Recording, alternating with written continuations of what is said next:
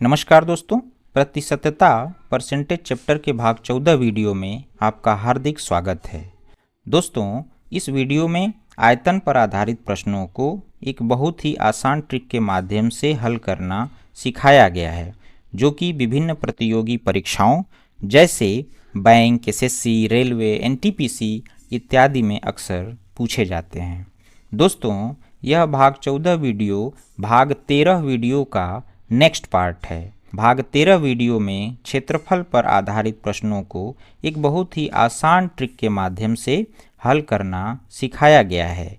आप उसे ज़रूर देखिएगा, जिससे कि आपका पूरा कॉन्सेप्ट क्लियर हो सके। दोस्तों, यदि आप हमारे चैनल पर नए हैं तो वीडियो को लाइक शेयर करिएगा तथा चैनल को सब्सक्राइब कर बेल आइकन को ज़रूर दबाइएगा, जिससे कि हर वीडियो की नोटिफिकेशन आपको मिलती रहे। तो चलिए दोस्तों, वीडियो को शुरू करते हैं। दोस्तों, वीडियो को शुरू करने से पहले इसके कॉन्सेप्ट को समझते हैं, फिर उसके बाद प्रश्नों को हल करना सिखाएंगे। पहला पॉइंट है दोस्तों, त्रिविमीय आकृतियाँ।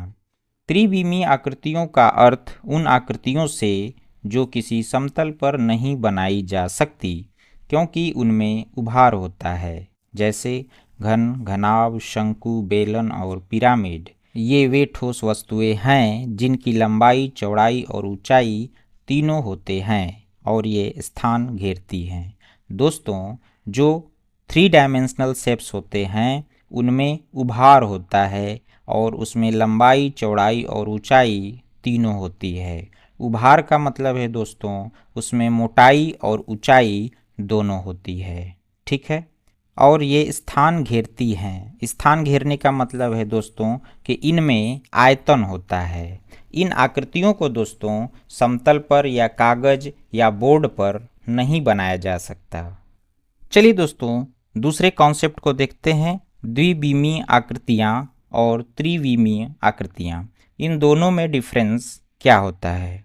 दोस्तों, द्विविमीय आकृतियाँ जैसे आयत, वर्ग, त्रिभुज, चतुर्भुज और वृत्त होते हैं, ठीक है।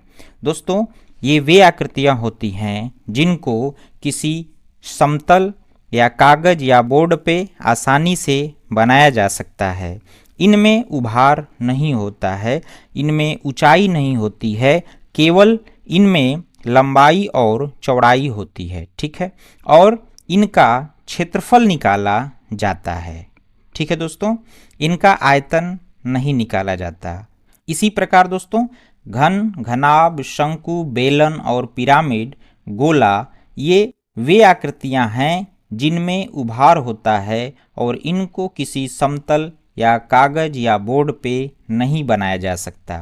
दोस्तों, इनके आधार को तो किसी समतल पे बनाया जा सकता है, लेकिन ये जो ऊंचाई वाला पार्ट है ये किसी समतल कागज या बोर्ड पे नहीं बन सकता, ठीक है। चाहे वो घन हो, घनाभ हो, शंकु हो, बेलन हो, पिरामिड हो। ये आकृतियां स्थान घेरती हैं और इनका आयतन निकाला जाता है। अगला पॉइंट देखते हैं दोस्तों, क्षेत्रफल द्विविमीय गुणनफल होता है। आयत का क्षेत्रफल लंबाई गुणे चौड़ाई, इसमें भी 2 विमा है। वर्ग का क्षेत्रफल a² भुजा का वर्ग। त्रिभुज का क्षेत्रफल 1/2 आधार गुणे ऊंचाई, ठीक है। चतुर्भुज का क्षेत्रफल अगर निकालना हो 1/2 विकर्णों का गुणनफल, ठीक है दोस्तों। आयतन में देखते हैं दोस्तों कि आयतन त्रिविमीय गुणनफल होता है। पहला है घन का आयतन, भुजा का घन। इसमें भी भुजा गुणे भुजा गुणे भुजा, इसमें 3 बार भुजा का मल्टीप्लाई किया गया है। दूसरा घनाभ का आयतन, लंबाई गुणे चौड़ाई गुणे ऊंचाई, या इसको हम कह सकते हैं दोस्तों कि आधार का क्षेत्रफल गुणे ऊंचाई, ठीक है। इसमें भी 3 विमाएं हैं दोस्तों, लंबाई, चौड़ाई और ऊंचाई का गुणनफल है। इसमें अगला देखते हैं दोस्तों, शंकु का आयतन। शंकु का आयतन का जो फार्मूला होता है दोस्तों, वह 1/3 पाई r² इंटू h, ठीक है।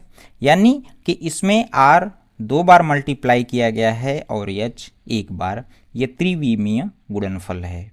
बेलन का आयतन पाई r² इंटू h, ठीक है दोस्तों। यानी कि इसमें भी r 2 बार मल्टीप्लाई है और h 1 बार। अगला है दोस्तों गोले का आयतन। गोले का आयतन का जो ट्रिक होता है दोस्तों, फार्मूला होता है वह 4/3 पाई आर क्यूब, यानी आर 3 बार इसमें मल्टीप्लाई है।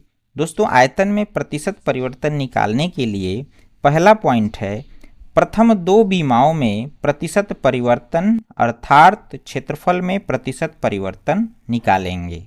ठीक है दोस्तों जैसा कि इसमें 3 बीमा का गुणनफल है तो पहले हम 2 बीमाओं में प्रतिशत परिवर्तन निकालेंगे। ठीक है, अब 2 बीमाओं में प्रतिशत परिवर्तन को ही हम क्षेत्रफल में परिवर्तन कहते हैं। तो 2 बीमाओं में प्रतिशत परिवर्तन निकालने के लिए हमारे पास 3 नंबर पॉइंट इसमें देखिएगा कि 2 बीमाओं में प्रतिशत परिणामी परिवर्तन अर्थात क्षेत्रफल में प्रतिशत परिवर्तन निकालने के लिए आपके पास 4 ट्रिकों का प्रयोग किया गया है। ठीक है दोस्तों, पहला है x + y + xy बटा में 100, जहां x और y दोनों वृद्धि प्रतिशत हैं। दूसरा -x - y + xy बटा में 100, यहाँ पर x और y दोनों कमी प्रतिशत हैं। +x - y - xy बटा में 100, जहाँ x वृद्धि प्रतिशत और y कमी प्रतिशत है। चौथा है दोस्तों -x + y - xy बटा में 100, जहाँ x कमी प्रतिशत और y वृद्धि प्रतिशत है। ट्रिक एक ही है दोस्तों, बस आपको साइन का चिन्ह का ध्यान देना है। प्लस प्लस का गुणनफल प्लस होता है, माइनस माइनस का गुणनफल प्लस होता है, प्लस माइनस का गुणनफल माइनस होता है और माइनस प्लस का गुणनफल माइनस होता है। इस कॉन्सेप्ट को आपको समझना बहुत जरूरी है, इसको जरूर याद रखिएगा। अब दोस्तों x और y का मान रख करके जो इसका मान आता है दोस्तों, यदि मान धनात्मक आने पर प्रतिशत वृद्धि होगी, मान ऋणात्मक आने पर प्रतिशत कमी होगी। इस चीज को याद रखिएगा। ठीक है, अब यहाँ दूसरा पॉइंट देखते हैं दोस्तों कि प्रथम 2 बीमाओं से प्राप्त प्रतिशत परिणामी परिवर्तन, यानी इन 2 बीमाओं से दोस्तों पहले हम प्रतिशत परिणामी परिवर्तन निकाल लेंगे। अब क्या करेंगे, तथा तीसरे बीमा को साथ लेकर पुनः प्रतिशत परिवर्तन उसी ट्रिक से निकालते हैं जो कि तीनों बीमाओं में प्रतिशत परिणामी परिवर्तन होता है, अर्थात यही आयतन में परिवर्तन होता है। दोस्तों इस ट्रिक के माध्यम से, जैसे इसमें r जो है 3 बार मल्टीप्लाई है, तो पहले 2r में जो आपका त्रिज्या है, पहले 2r में परिणामी प्रतिशत निकालेंगे इस ट्रिक के माध्यम से, और जो इसका मान आएगा उस मान को तीसरे बीमा के साथ परिणामी परिवर्तन निकालेंगे। अब तीनों बीमाओं में जो परिणामी परिवर्तन होगा वही आपका आयतन में प्रतिशत परिवर्तन होगा। ठीक है दोस्तों, इसमें पहला क्वेश्चन देखते हैं दोस्तों। एक हाल की लंबाई, चौड़ाई, ऊंचाई क्रमशः 10%, 20% और 10% घटाई गई। हाल के आयतन में कितने प्रतिशत का परिवर्तन हो जाएगा। ठीक है दोस्तों, जो हाल होता है वह घनाभ की तरह होता है, जिसमें लंबाई, चौड़ाई और ऊंचाई तीनों होती है। ठीक है, तो जो उसका आयतन होता है दोस्तों वह होता है लंबाई गुणे चौड़ाई गुणे ऊंचाई। ठीक है, अब यहाँ लंबाई में भी 10% की कमी की जा रही है, चौड़ाई में 20% की कमी की जा रही है और ऊंचाई में 10% की कमी की जा रही है। ठीक है, तो पहले हम क्या करेंगे दोस्तों कि प्रथम 2 बीमाओं में, जैसे प्रथम 2 बीमाओं -10%, -20% अथवा 2 बीमाओं में जो परिणामी प्रतिशत परिवर्तन होता है उसी को हम क्षेत्रफल में भी परिवर्तन कहते हैं। तो इनका जो क्षेत्रफल में परिणामी परिवर्तन आएगा वो कैसे आएगा, प्रतिशत परिवर्तन। ठीक है, तो आपके लिए देखिए यहाँ पे माइनस है, यहाँ पे माइनस है, तो कौन सा ट्रिक प्रयोग में आएगा, -x - y माइनस माइनस का गुणनफल प्लस होता है। ठीक है, xy बटा में 100, इसी ट्रिक का हम प्रयोग करेंगे। तो अब क्या होगा, -10 - 20 + 10 गुणे 20 बटा में 100। ये यहाँ से कैंसिल हो जाएगा दोस्तों, यहाँ पे आ जाएगा आपका -30 + 2। ठीक है, अब क्या होगा, ये आ जाएगा आपका -28। इसी को हम कह सकते हैं दोस्तों कि 28% की कमी होगी। ठीक है, तो यानी जो प्रथम दो बीमाएं हैं उनमें 28% की कमी हो रही है। ठीक है दोस्तों, अंतिम दो बीमाओं -28% -10%, यानी -28% और -10% में जो परिणामी परिवर्तन होगा वही आयतन में परिवर्तन आएगा। ठीक है, यानी इसको ले लेंगे -28%। ठीक है, और आपका यहाँ पे -10%, माइनस माइनस का जो गुणनफल होगा प्लस होगा 28 गुणे 10, 28 गुणे 10 बटा में 100। ठीक है, अब क्या करेंगे कि ये जो आपका ये दोनों जुड़ जाएगा तो -38 प्लस 10 से 101 कैंसिल हो जाएगा दोस्तों।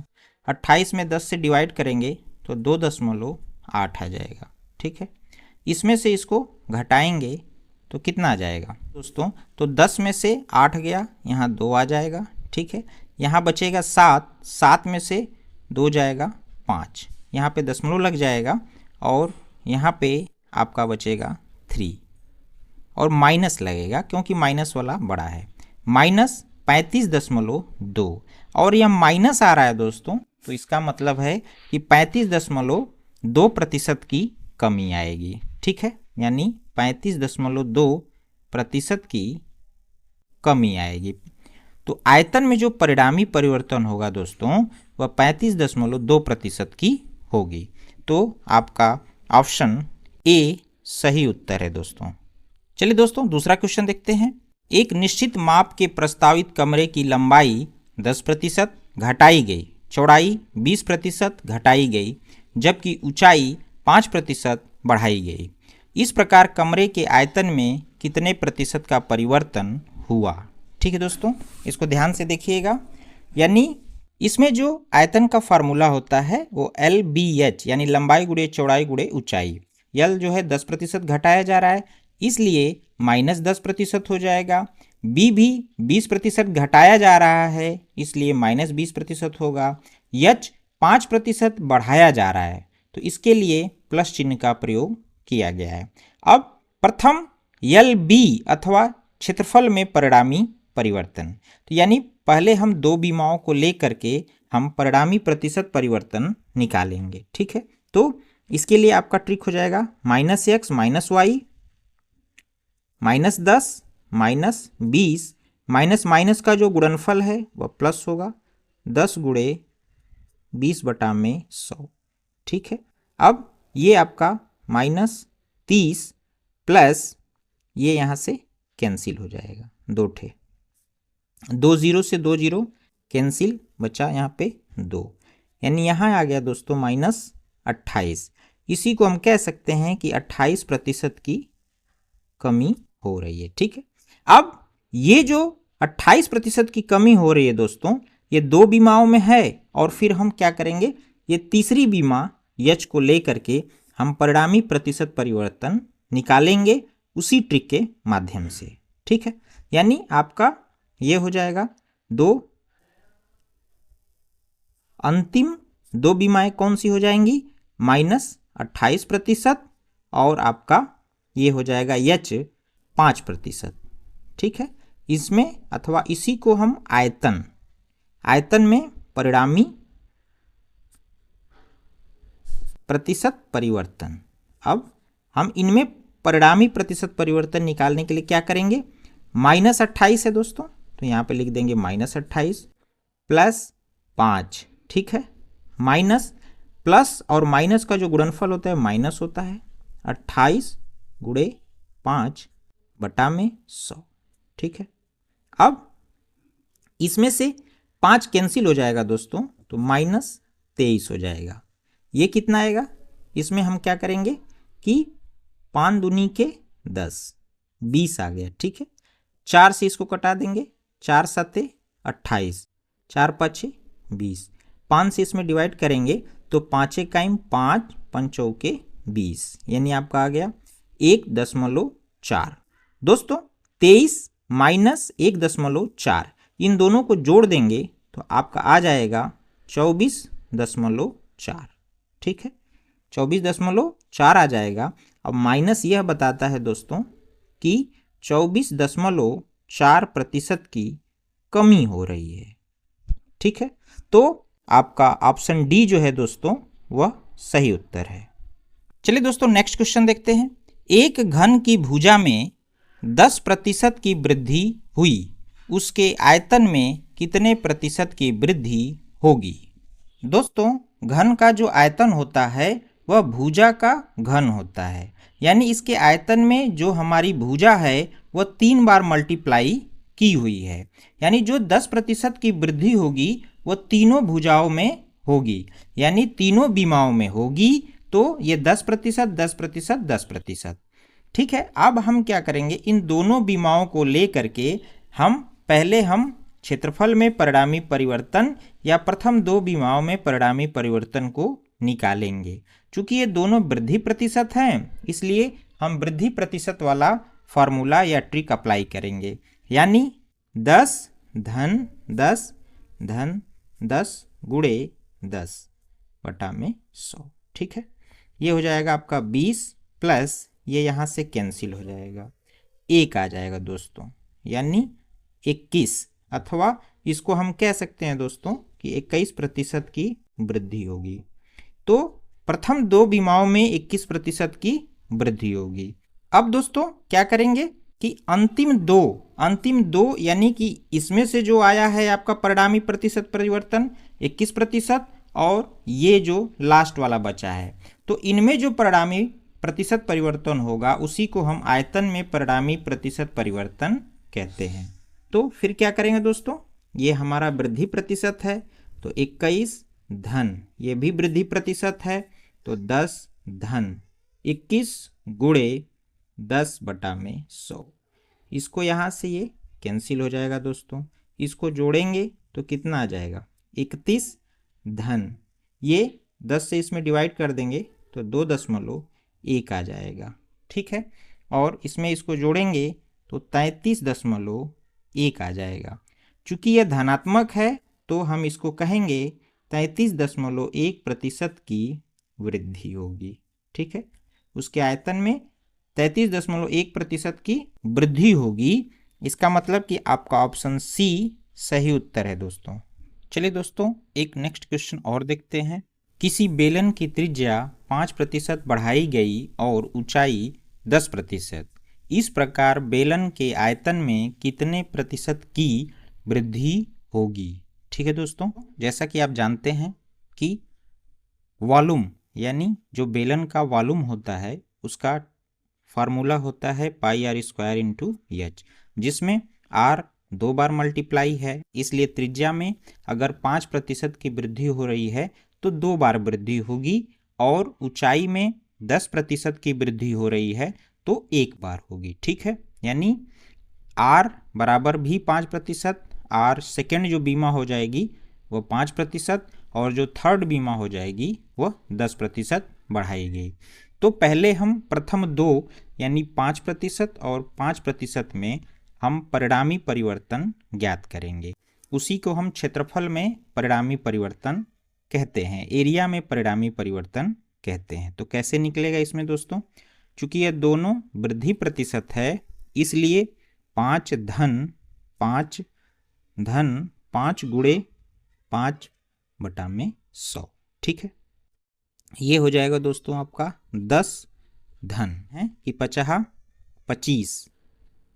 25 बटा में 100, ये हो जाएगा 10 धन 0.25। अब इसको इसमें प्लस करेंगे तो 10.25। चूंकि यह मान हमारा धनात्मक आ रहा है इसलिए यहाँ पे क्या होगा 10.25% की वृद्धि होगी, यानी प्रथम 2 बीमाओं में 10.25% की वृद्धि होगी। ठीक है, अब दोस्तों अंतिम दो बीमाओं यानी 10.25 यानी ये वाला मान और तीसरा बीमा जो है 10%, इसको लेकर के हम वॉल्यूम में परिवर्तन निकाल लेंगे कि उसके वॉल्यूम में कितना परिवर्तन होगा। तो कैसे निकलेगा, ये हो जाएगा आपका, दोनों वृद्धि प्रतिशत है इसलिए 10.25 धन 10.25 गुणे 10/100 हो जाएगा। ठीक है, एक जीरो से ये एक जीरो कैंसिल हो जाएगा, ये इसमें जुड़ेगा तो 20.25 धन इसका इसमें डिवाइड करेंगे तो 1.025 हो जाएगा दोस्तों। ठीक है, अब इसको हम इसमें जोड़ देंगे तो कितना आएगा, देखिए ये 5 हो जाएगा, 5। अब ये वाला मान इसमें जुटेगा तो 7 हो जाएगा। ठीक है, ये वाला मान इस जीरो में जुटेगा तो 2 हो जाएगा, दशमलव ये आपका ये वाला मान 1 में आएगा तो 1 और 2 हो जाएगा। ठीक है, यानी 21.275 आएगा। चूंकि यह मान धनात्मक है इसलिए हम कह सकते हैं कि 21.275% की क्या होगी, वृद्धि होगी। उसके जो हमारा बेलन है उसके आयतन में 21.275% की वृद्धि होगी। ठीक है, यानी जो आपका ऑप्शन ए सही उत्तर है दोस्तों। चलिए दोस्तों एक और क्वेश्चन देखते हैं।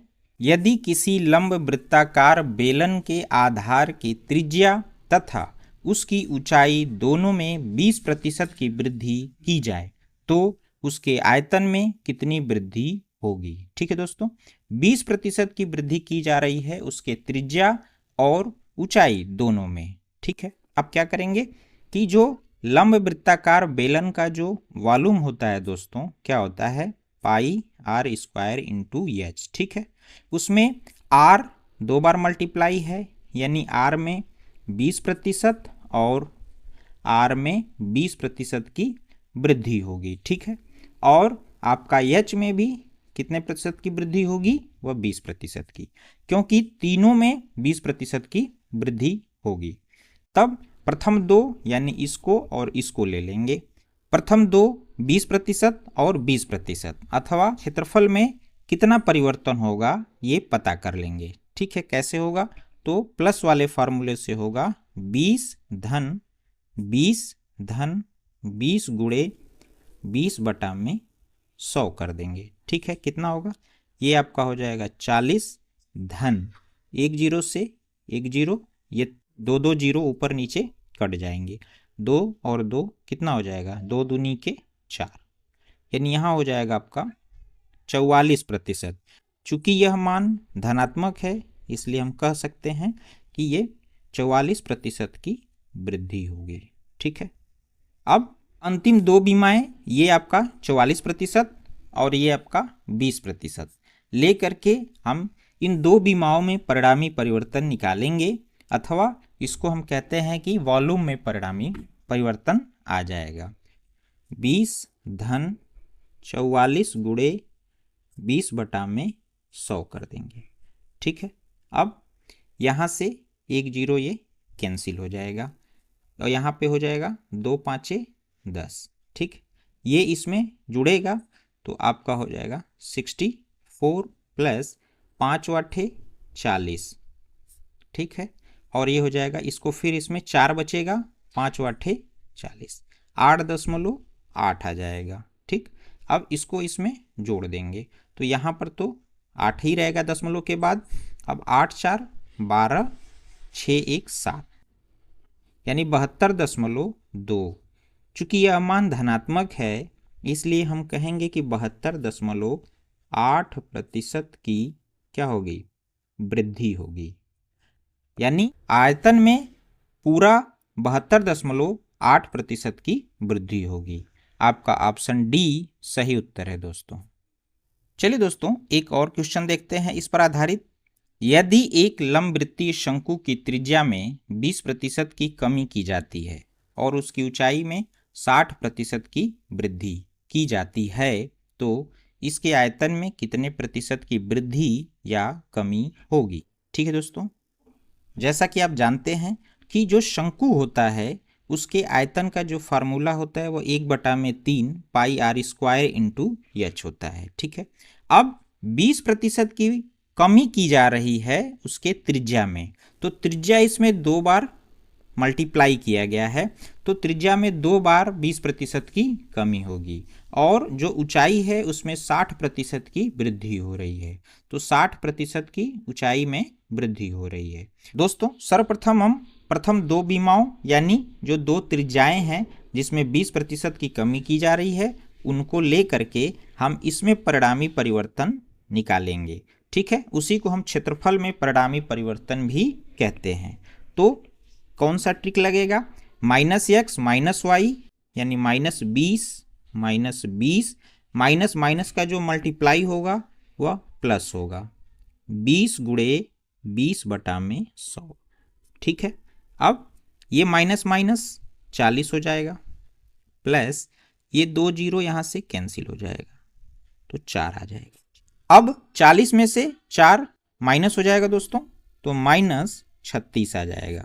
ठीक है, इसी को हम कह सकते हैं कि 36% की कमी होगी, यानी प्रथम 2 बीमाओं में 36% की कमी होगी। अब दोस्तों अंतिम 2 यानी कि इस 36% को जब मान आया है कमी और ऊंचाई में जो वृद्धि हो रही है, इन दोनों मानों को लेकर के हम इसमें परिणामी परिवर्तन, इन दोनों बीमाओं में परिणामी परिवर्तन निकालेंगे, उसी को हम आयतन में परिणामी परिवर्तन कहते हैं।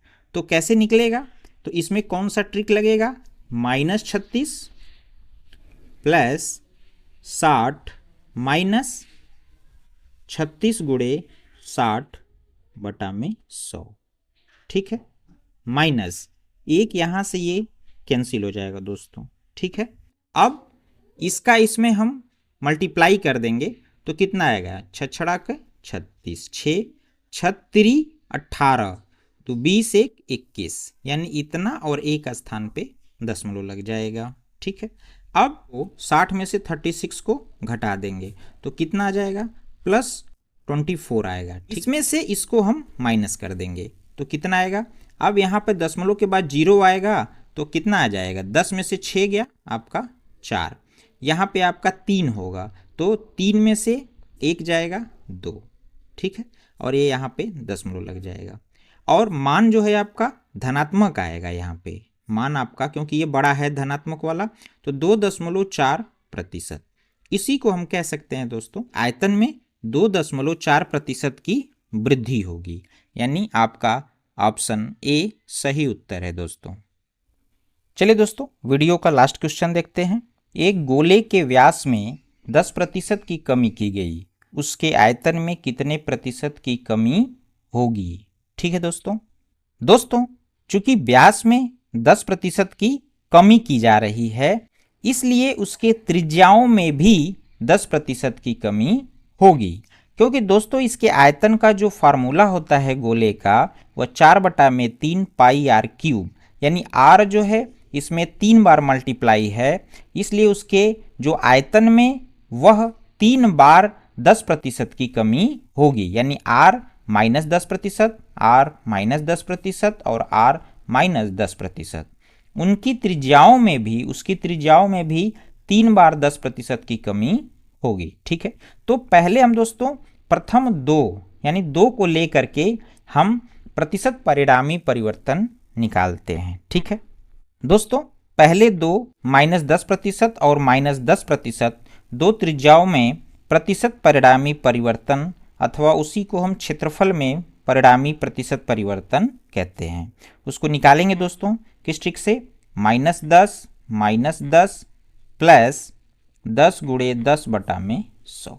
ठीक है, ये माइनस माइनस हो जाएगा आपका दोस्तों -20, प्लस ये इससे कैंसिल हो जाएगा, आपका आ जाएगा 1, यानी यहाँ आ गया दोस्तों -19, या इसी को हम कह सकते हैं कि 19% की कमी होगी। यानी अब दोस्तों -19%, यानी ये जो कमी आई है ये और ये आपका 10%, ठीक है, तो अंतिम दो बीमाओं में प्रतिशत परिणामी परिवर्तन निकालेंगे, उसी को हम वॉल्यूम में परिणामी प्रतिशत परिवर्तन कहते हैं। तो कैसे निकलेगा? -19 -10 प्लस 19 गुणे 10/100।